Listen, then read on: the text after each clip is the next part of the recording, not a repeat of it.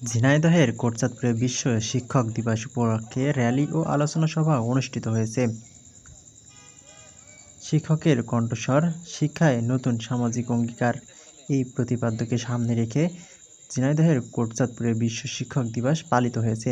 শনিবার সকালে উপজেলা প্রশাসন ও উপজেলা মাধ্যমিক শিক্ষা অফিসের আয়োজনে র্যালি শেষে উপজেলা অফিসার্স ক্লাব মিলনায়তন কক্ষে আলোচনা সভা অনুষ্ঠিত হয়।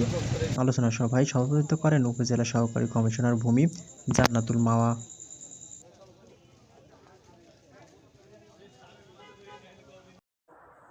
এ সময় অনুষ্ঠানে স্বাগত বক্তব্য রাখেন উপজেলা মাধ্যমিক একাডেমি সুপারভাইজার ফারুক আহমেদ।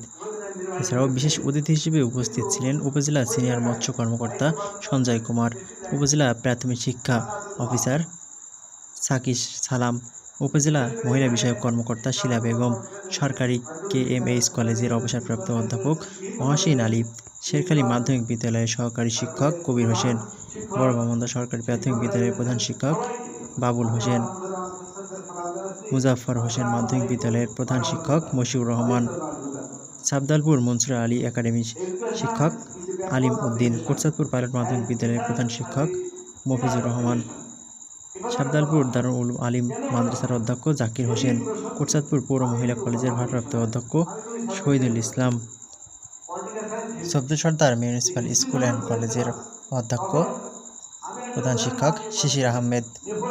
এছাড়াও সাংবাদিক, শিক্ষক, উপজেলা প্রশাসনিক কর্মকর্তা সহ পুলিশের একটি চৌকস দল উপস্থিত ছিলেন। কোটচাঁদপুর থেকে রুকনুজ্জামান, ঝিনাইদহ কাগজ।